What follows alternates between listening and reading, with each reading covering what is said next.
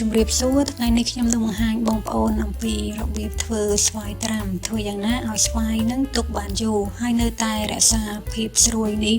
បានយូរដូចគ្នាហើយបើបានញ៉ាំជាមួយនឹងអំបិលបង្គាទៀតគឺកាន់តែជក់មាត់តែម្ដង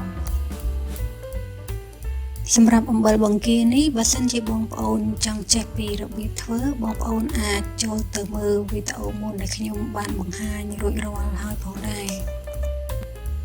មុននឹងបង្ហាញពីរបៀបនៃការធ្វើនេះបងប្អូនដែលមិនទាន់បានចុច Subscribe YouTube Channel របស់ខ្ញុំសូមជួយចុច Subscribe និងចុចសញ្ញាកណ្ដឹងដើម្បីបានទទួលនូវវីដេអូថ្មីជាបន្តទៀតឥឡូវសូមមកតាមដានពីរបៀបនៃការធ្វើទាំងអស់គ្នា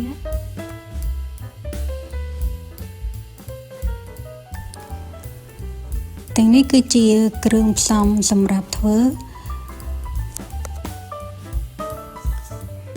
សម្រាប់ស្វាយយកមកត្រាំនេះត្រូវជ្រើសរើសយកស្វាយណាដែលមិនចាស់ហើយក៏មិនខ្ចីតូចខ្លាំងពេកនោះដែរសម្រាប់ខ្ញុំចូលចិត្តធ្វើការចិតសម្បកវាបែបនេះនឹងយកគ្រាប់របស់វាចេញពេលដែលចិតសម្បកហើយនឹងឆ្កឹះគ្រាប់អស់ហើយស្វាយណាដែលវាធំខ្ញុំកាត់វាជា2ជា3កំណាត់ស្វាយណាដែលមានទំហំតូចខ្ញុំអត់កាត់វានោះទេ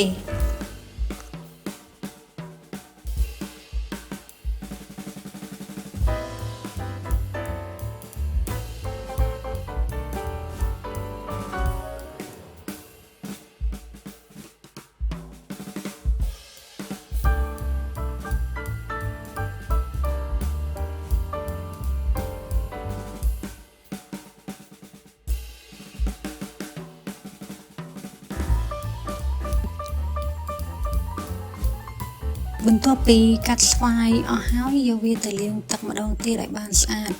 រួចស្រង់វាទុកមួយឡែកសិនដាំទឹកឲ្យបានពុះនៅពេលដែលដាំទឹកហ្នឹងខ្ញុំបានត្រៀមនៅចានដែកទឹកកកនៅចិត្តនេះហើយស្រុះស្វាយហ្នឹងប្រហែលជា20ទៅ30វិនាទីអីស្រង់ស្វាយនោះចេញមកវិញនៅពេលដែលស្រង់ស្វាយចេញមកដាក់ត្រាំវាទៅក្នុងចានដែកទឹកកកដែលបានត្រៀមជាស្រេចនៅក្បែរនេះត្រាំស្វាយជាមួយនឹងទឹកកកប្រហែលជា30នាទីទៅ1ម៉ោង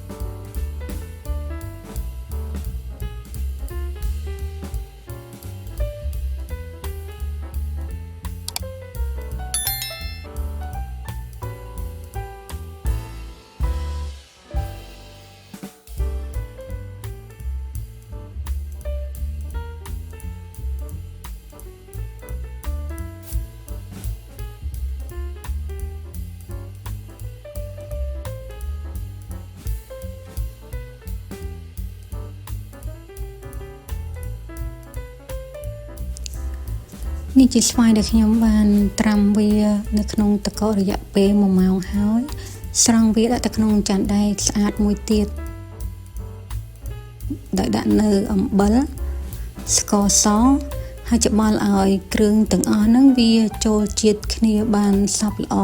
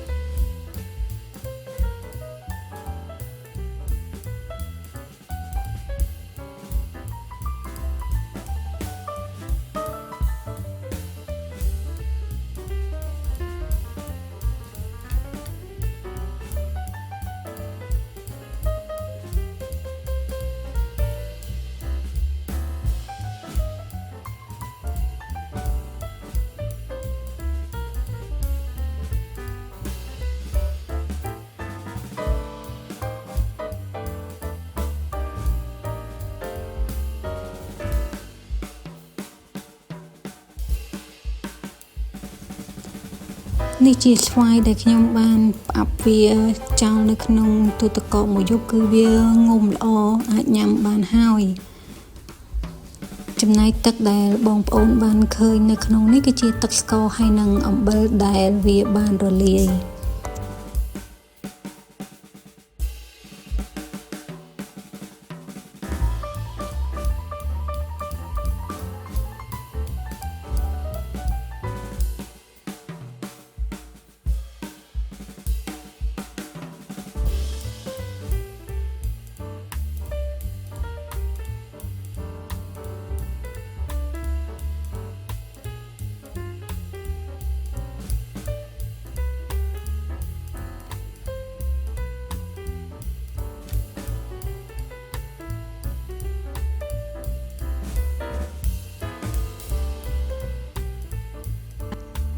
វិធីធ្វើដែលខ្ញុំបានបង្ហាញតែប៉ុណ្ណេះក៏រួចរាល់អរគុណបងប្អូនសម្រាប់ការតាមដានទស្សនាជួបគ្នានៅក្នុងវីដេអូក្រោយជាបន្តទៀត